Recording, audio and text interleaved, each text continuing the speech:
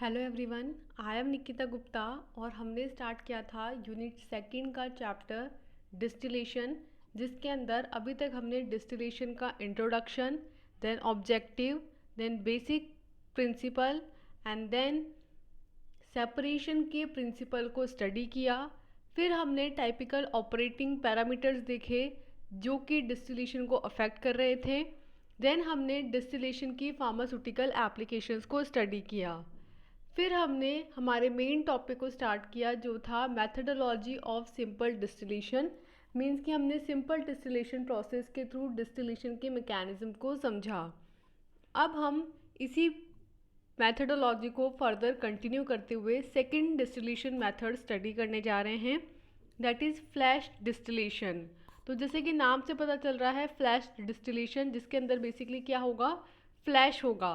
Means कि distillation process के अंदर सडन फ्लैश होगा और उसकी वजह से सेपरेशन होता है। तो क्या होता है फ्लैश डिस्टिलेशन, इसको हम यहाँ डिटेल में स्टडी करते हैं। So flash distillation is also called as equilibrium distillation, is a single stage separation technique. Flash distillation जो होता है इसे इक्विलिब्रियम डिस्टिलेशन भी बोला जाता है और ये जो है एक सिंगल स्टेज सेपरेशन टेक्निक होती है। Simple flash separation are very common in industry, particularly petroleum refinings. जो सिंपल फ्लैश सेपरेशन टेक्निक होती है ये इंडस्ट्रीज़ में बहुत ही कॉमन देखी गई है और स्पेशली पेट्रोलियम रिफाइनिंग्स के अंदर ये बहुत ही कॉमन डिस्टिलेशन टेक्निक होती है। Even when some other method of separation is to be used, it is not uncommon to use pre-flash to reduce the load on the separation itself. Means कि अगर आप कोई अदर सेपरेशन के लिए किसी other distillation method को भी use कर रहे हैं तो भी वहाँ पे फ्लैश डिस्टिलेशन का यूज़ किया जाएगा ताकि जो सेपरेशन का लोड है उसे रिड्यूस किया जाए और वहाँ पे इस डिस्टिलेशन मेथड को प्री फ्लैश बोला जाता है। मीन्स कि जब भी सेपरेशन हो रहा है तो चाहे किसी भी टेक्निक से आप सेपरेशन कर रहे हो लेकिन वहाँ पे प्री फ्लैश किया जाएगा ताकि सेपरेशन का जो लोड है उसे रिड्यूस किया जाए। तो हमने फ्लैश डिस्टिलेशन के अंदर क्या देखा कि फ्लैश डिस्टिलेशन को इक्विलिब्रियम डिस्टिलेशन भी बोला जाता है। ये इक्विलिब्रियम डिस्टिलेशन जो है एक सिंगल स्टेज सेपरेशन टेक्निक होती है। ये जो सिंपल फ्लैश सेपरेशन टेक्निक है ये बहुत ही कॉमन टेक्निक है और ये इंडस्ट्रीज़ में बहुत कॉमनली देखी गई है। स्पेशली जो पेट्रोलियम रिफाइनिंग इंडस्ट्रीज़ है वहाँ पे फ्लैश डिस्टिलेशन बहुत ही कॉमन टेक्निक है।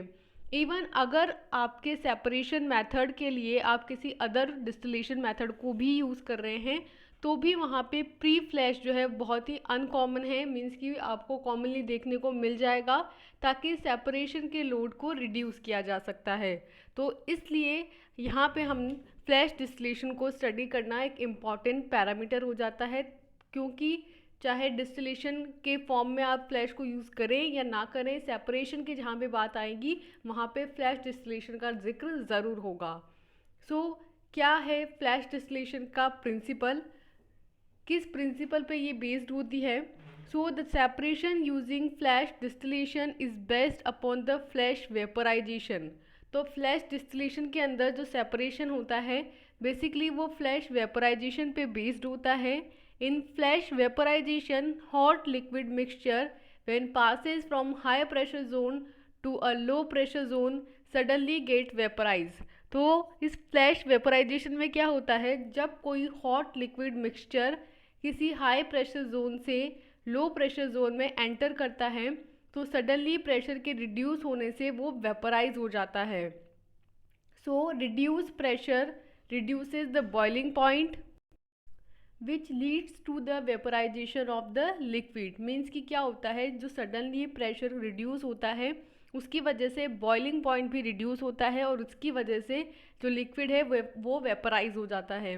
मीन्स कि जब कोई लिक्विड किसी हायर प्रेशर जोन से किसी लो प्रेशर जोन में एंटर करता है तो प्रेशर के रिड्यूस होने की वजह से वहाँ पे बॉइलिंग पॉइंट रिड्यूस होता है और इस बॉइलिंग पॉइंट के रिड्यूस होने से, क्योंकि पहले जो लिक्विड हायर बॉइलिंग पॉइंट पे वेपराइज हो रहा था अब उसका बॉइलिंग पॉइंट रिड्यूस हो गया है तो अब वो कम बॉइलिंग पॉइंट पे ही वेपराइज हो जाएगा। तो इसकी वजह से सडन वेपोराइजेशन होता है लिक्विड का, और उस सडन वेपोराइजेशन की वजह से एक फ्लैश होता है. So the energy of vaporisation is taken up from the liquid itself which causes decrease in temperature. तो अब ये जो एनर्जी इस वेपोराइजेशन से क्रिएट हुई है, इस एनर्जी को ये लिक्विड खुद ही ले लेता है, और इसकी वजह से इसका टेम्परेचर खुद ही रिड्यूस हो जाता है, और जो लिक्विड हमें ऑब्टेन होता है सेपरेशन के बाद, वो एक कूल लिक्विड होता है जिसका टेम्परेचर बहुत ही कम होता है. तो हमने क्या देखा फ्लैश डिस्टिलेशन के प्रिंसिपल के अंदर, कि फ्लैश डिस्टिलेशन का जो प्रिंसिपल है वो बेसिकली फ्लैश वेपोराइजेशन पे बेस्ड होता है, और यहाँ पे फ्लैश वेपोराइजेशन होकर के जो सेपरेटिंग लिक्विड्स है वो सेपरेट होते हैं.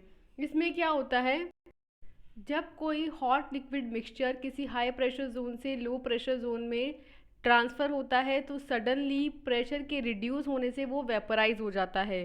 क्यों? क्योंकि प्रेशर के रिड्यूस होने से रिड्यूस होता है बॉइलिंग पॉइंट. तो अब जो लिक्विड हायर बॉइलिंग पॉइंट पे वेपराइज हो रहा था, अब वो बॉइलिंग पॉइंट के रिड्यूस हो जाने से कम बॉइलिंग पॉइंट पे ही वेपराइज हो जाएगा, और सडनली वेपर जो प्रेशर है वो रिड्यूस हुआ है, तो इसलिए सडनली बॉइलिंग पॉइंट रिड्यूस हुआ है, इसलिए सडनली वेपराइजेशन होगा, और सडनली वेपराइजेशन की वजह से एक फ्लैश आपको दिखाई देगा.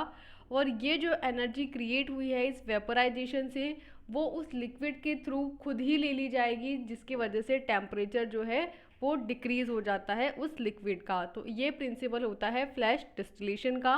देन नेक्स्ट आता है इस फ्लैश डिस्टिलेशन की कंस्ट्रक्शन. तो किस तरीके से ये बना होता है, यहाँ पे एक डायग्राम दिखाया गया है जिससे आप फ्लैश डिस्टिलेशन की कंस्ट्रक्शन को समझ सकते हैं. फर्स्टली तो यहाँ पे एक पंप है, और ये पंप क्या करता है, फीड को एक हाई प्रेशर के साथ इस सिलेंड्रिकल वेसल के अंदर ट्रांसफ़र करता है. तो यहाँ पे जब ये ट्रांसफ़र होता है तो हाई प्रेशर के साथ एंटर करता है फीड हमारा. देन इसमें जो सिलेंड्रिकल वेसल है ये सिल्वर शीट इंसुलेटर से इंसुलेट होती हैं, जिसकी वजह से इसमें जो हीटिंग होती है वो हीट बाहर नहीं जा पाती है.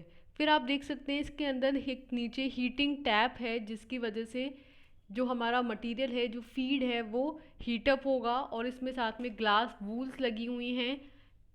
तो इस तरह की इसकी कंस्ट्रक्शन है सिलेंड्रिकल वेसल की, जिसके अंदर जो हमारा लिक्विड है, जो हमारा फीड है, लिक्विड मिक्सचर है, वो हीटअप होगा, उसको पूरी तरीके से हाई बॉइलिंग पॉइंट पे हीट किया जाएगा. देन वो पास होगा इस प्रेशर रिड्यूसिंग वाल्व से, जिसकी वजह से सडनली प्रेशर रिड्यूस होगा, और जैसे ही वो फ्लैश ड्रम के अंदर एंटर करेगा तो प्रेशर के रिड्यूस होने से बॉइलिंग पॉइंट रिड्यूस होगा, और उसकी वजह से सडन फ्लैश क्रिएट होगा फ्लैश ड्रम के अंदर. फिर वो जो एनर्जी प्रोड्यूस हुई है उसको खुद ही अब्जॉर्ब कर लेगा, और इसकी वजह से वो कूल डाउन हो जाएगा, और फिर उसकी जो वेपर है वो लिक्विड में कन्वर्ट हो जाएगी, और आपको एज एन प्रोडक्ट लिक्विड यहाँ पे मिलेगा. तो इस तरीके से इसकी कंस्ट्रक्शन होती है. इसको हम और डिटेल में देखते हैं कि a flash distillation unit consist of a pump attached to a feed tank from where it pumps feed at a high pressure in figure 6.4. तो फ्लैश डिस्टिलेशन के अंदर क्या होता है, एक पंप होता है, और ये पंप जो है वो फीड टैंक से अटैच होता है, जहाँ से ये फीड को हाई प्रेशर पे पंप करता है. This unit has a heating chamber through which the liquid mixture carrying pipe passes. तो ये जो यूनिट होती है इसमें हीटिंग चैम्बर होता है, जिसके अंदर जो हमारा फीड है, जो हमारा लिक्विड मिक्सचर है, उसे हीट किया जाता है, और ये मिक्सचर जो है वो कैरी होता है पाइप्स के अंदर, और पाइप से ये पास होता है. Then the chamber is insulated to avoid heat loss during operation and maintain desired temperature. अब जैसा कि हमने कहा था कि सिल्वर शीट से ये इंसुलेटेड होता है, ताकि जो भी हीट लॉस है ऑपरेशन के अंदर वो अवॉइड हो सके, और एक डिज़ायर्ड टेम्परेचर मेंटेन हो सके. तो कंस्ट्रक्शन के अंदर हमने क्या देखा कि जो फ्लैश डिस्टिलेशन है इसके अंदर क्या क्या पार्ट्स हैं. पहला है पंप, जो कि फीड को प्रेशर के साथ इंट्रोड्यूस करेगा. सेकंड है एक इंसुलेटर, जो कि सिल्वर की शीट है बेसिकली, ताकि जो हीट है वो बाहर नहीं जा पाए. थर्ड है एक हीटिंग टैप, जिससे कि हीटिंग प्रोवाइड होगी लिक्विड को. देन एक प्रेशर रिड्यूसिंग वॉल जिससे कि सडनली प्रेशर रिड्यूस होगा, और फिफ्थ होगा एक फ्लैश ड्रम जिसके अंदर प्रेशर के रिड्यूस होने से, बॉइलिंग पॉइंट के रिड्यूस होने से सडन फ्लैश होगा और आपको जो लिक्विड है जो वेपर में कन्वर्ट हुआ था वो खुद ही उस एनर्जी को कंज्यूम करके लिक्विड में कन्वर्ट हो जाएगा, कूल डाउन हो जाएगा और हमें रिजल्टेंट प्रोडक्ट मिल जाएगा। तो यहाँ पे 5 पॉइंट्स हैं जो हमें ध्यान रखने हैं इसके कंस्ट्रक्शन के अंदर। देन आती हैं इस फ्लैश डिस्टिलेशन की वर्किंग। तो वर्किंग के अंदर है कि a liquid mixture feed is pumped through a heater to raise the temperature and enthalpy of the mixture. तो ये जो लिक्विड मिक्सचर है इसके अंदर फीड को पंप किया जाता है, क्योंकि आपने देखा कि एक पंप है जिसके थ्रू फीड को हाई प्रेशर के साथ पंप किया जाएगा हीटर के अंदर, जो हमारा सिलेंड्रिकल वेसल था जो कि इंसुलेटेड था उसके अंदर, जिसमें हीटर्स लगे हुए हैं। ये हीटर्स क्या कर रहे हैं, उस लिक्विड मिक्सचर के टेम्परेचर को राइज कर रहे हैं और उस लिक्विड मिक्सचर की एंथैल्पी को भी राइज कर रहे हैं, क्योंकि टेम्परेचर के राइज होने से उसके जो मॉलिक्यूल्स हैं वो एक दूसरे से दूर दूर भागने लगेंगे और एक दूसरे से भागने की वजह से वो अपने जो एक और अरेंजमेंट है उससे वो बाहर चले जाएंगे। तो इसकी वजह से जो लिक्विड की एंथैल्पी है वो भी बढ़ जाएगी, क्योंकि एक सडन डिस्टर्बेंस आ जाएगा। then it flows through the wall and pressure is reduced causing the liquid to partially vaporize। अब जैसे ही ये जो लिक्विड है जो हीट अप हुआ है वो पास होगा प्रेशर रिड्यूसिंग वॉल्व से, तो सडनली प्रेशर के रिड्यूस होने से बॉइलिंग पॉइंट रिड्यूस होता है जिसकी वजह से लिक्विड जो है वो वेपराइज हो जाता है और ये वेपराइज होकर के जो फ्लैश ड्रम है उसके अंदर फ्लैशिंग होती हैं और फिर जो वेपर्स होती हैं वो अपनी ही एनर्जी को कंज्यूम कर लेती है, उस एनर्जी को ले लेती है और फिर क्या होती है वो कूल डाउन हो जाता है और लिक्विड में कन्वर्ट हो जाता है और हमें इस तरीके से सेपरेटेड लिक्विड ऑब्टेन होता है। तो इस तरीके की वर्किंग होती है फ्लैश डिस्टिलेशन की, जिसमें इम्पॉर्टेंट 5 चीज़ें हमने बताई। पहला है पंप, दूसरा है हीटिंग चैम्बर या सिलेंडर, देन उसमें इंसुलेटेड किया हुआ सिल्वर से, देन फोर्थ जो है रिड्यूसिंग वॉल और फिफ्थ है हमारा लास्ट में फ्लैश ड्रम। देन आते हैं इसकी एप्लीकेशंस। तो फ्लैश डिस्टिलेशन की क्या क्या एप्लीकेशंस हैं, फार्मास्यूटिकल इंडस्ट्रीज में इसका कहाँ कहाँ यूज़ किया जाता है ये देखेंगे अब हम। तो इसमें फर्स्ट पॉइंट है कि flash distillation is use in petroleum industry for refining crude oil.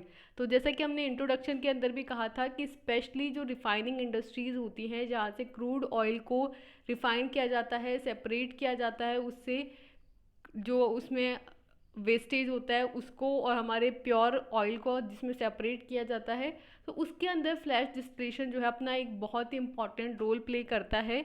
तो यहाँ पे यही बताया है कि जो फ्लैश डिस्टिलेशन है उसको पेट्रोलियम इंडस्ट्रीज़ में बहुत ज़्यादा यूज़ किया जाता है क्रूड ऑयल की रिफाइनिंग करने के लिए। देन सेकेंड है कि it is use in desalination of ocean water bye multi stage flash distillation. तो जो ओशंस का वाटर होता है, समुद्रों का पानी होता है, उसका डीसैलिनेशन करना मीन्स कि उससे नमक को अलग करने का जो प्रोसेस होता है उसके अंदर फ्लैश डिस्टिलेशन का यूज़ किया जाता है और वहाँ पे मल्टी स्टेजेस में फ्लैश डिस्टिलेशन यूज़ किया जाता है। मीन्स कि ऐसा नहीं कि सिर्फ एक बार में ही पूरा नमक जो है वो पानी से अलग हो जाता है, ऐसा नहीं होता, कई बार इसे डिस्टिलेशन प्रोसेस से गुजारा जाता है तब जा कर के जो हमारा नमक है वो पानी समुद्र के पानी से अलग हो पाता है कम्प्लीटली। तो इस तरीके की प्रोसेस होती है जो कि फ्लैश डिस्टिलेशन से की जाती है। देन थर्ड पॉइंट है कि it is also be use for the separation of heptane from octane. Means कि जो ऑक्टेन होता है जो कि 8 कार्बन स्ट्रक्चर है उससे हेप्टेन को जो कि एक 7 कार्बन स्ट्रक्चर है उसको सेपरेट करने के लिए भी फ्लैश डिस्टिलेशन का यूज़ किया जाता है। तो फ्लैश डिस्टिलेशन की एप्लीकेशंस के अंदर हमने 3 एप्लीकेशंस देखी हैं। फर्स्ट है जो पेट्रोलियम रिफाइनिंग इंडस्ट्रीज़ हैं उनके अंदर क्रूड ऑयल की रिफाइनिंग के लिए फ्लैश डिस्टिलेशन का यूज़ होगा। सेकेंड जो ओशंस के वाटर हैं उसके डीसैलिनेशन के लिए मल्टी स्टेजेस में फ्लैश डिस्टिलेशन का यूज़ होगा। और थर्ड है ऑक्टेन से हेप्टेन को सेपरेट करने के लिए भी फ्लैश डिस्टिलेशन का यूज़ किया जाता है। तो ये होती हैं फ्लैश डिस्टिलेशन की एप्लीकेशंस। देन नेक्स्ट आता है फ्लैश डिस्टिलेशन के एडवांटेजेस या हम कह सकते हैं इसके बेनिफिट्स। तो इसके बेनिफिट्स में फर्स्ट पॉइंट है कि flash distillation is a continuous process. Means कि ये कंटिन्यूस प्रोसेस है, इससे आप बार बार फीड को जो है वो पंप की हेल्प से ट्रांसफ़र करते रहिए और इस तरीके से आप अपना जो सेपरेटिंग लिक्विड है उसको ऑब्टेन करते रहिए। तो ये एक कंटिन्यूस प्रोसेस है। Second, the equipment is smaller than multi flash distillation. Means कि आप बहुत सारे डिस्टिलेशन यूनिट्स को जोड़ करके आप बहुत लंबा जब करना होता है डिस्टिलेशन प्रोसेस, जैसे कि ओशन के वाटर से डीसैलिनेशन करना, सॉल्ट ऑब्टेन करना, तो उसके अंदर बहुत सारी स्टेजेस में फ्लैश डिस्टिलेशन करना होता है। तो वहाँ पे ये जो इक्विपमेंट है फ्लैश डिस्टिलेशन का वो एक बहुत ही स्मॉलर इक्विपमेंट है, जिससे कि कम स्पेस के अंदर ही हम एक अच्छा प्रोडक्ट जो है ऑब्टेन कर सकते हैं। देन थर्ड है कि operating cost are low compare to multi stage flash distillation. तो मल्टी स्टेज फ्लैश डिस्टिलेशन के कंपैरिजन में इसका जो कॉस्ट होता है वो भी कम होता है। तो इसके एडवांटेजेस में हमने ये देखा कि फ्लैश डिस्टिलेशन जो है वो एक कंटिन्यूस प्रोसेस है। Then second, multi stage flash distillation के कंपैरिजन में ये एक स्मॉलर इक्विपमेंट होता है। और थर्ड कि मल्टी स्टेज फ्लैश डिस्टिलेशन के कंपैरिजन में इसका जो कॉस्ट होता है वो भी कम होता है। देन आते हैं फ्लैश डिस्टिलेशन के डिसएडवांटेजेस। तो इसके डिसएडवांटेजेस में फर्स्ट पॉइंट है कि flash distillation is not effective in separating components of comparatively volatility. Means कि ये जो फ्लैश डिस्टिलेशन है ये उन कंपोनेंट्स के लिए जिनके बीच में वॉलेटिलिटी का जो डिफरेंस है वो बहुत कम है, उनके लिए इफ़ेक्टिव नहीं है। माना जैसे कि फॉर एग्जांपल समझिए कि दो लिक्विड्स हैं, liquid A and liquid B. अगर लिक्विड ए 200 डिग्री सेल्सियस उसका बॉइलिंग पॉइंट है और अगर लिक्विड बी का 210 है या 220 है, मीन्स कि इनके बीच में जो बॉइलिंग पॉइंट का डिफरेंस है वो बहुत कम है। तो वहाँ पे फ्लैश डिस्टिलेशन जो है एक इफ़ेक्टिव डिस्टिलेशन ऑपरेटिंग यूनिट नहीं होगा, क्योंकि बहुत कम डिफरेंस होने की वजह से दोनों ही लिक्विड एक साथ बॉईल हो सकते हैं, उनकी वेपर्स एक साथ बन सकती हैं और फिर वहाँ पे उनको सेपरेट करना मुश्किल हो जाएगा। तो this is the disadvantage with flash distillation.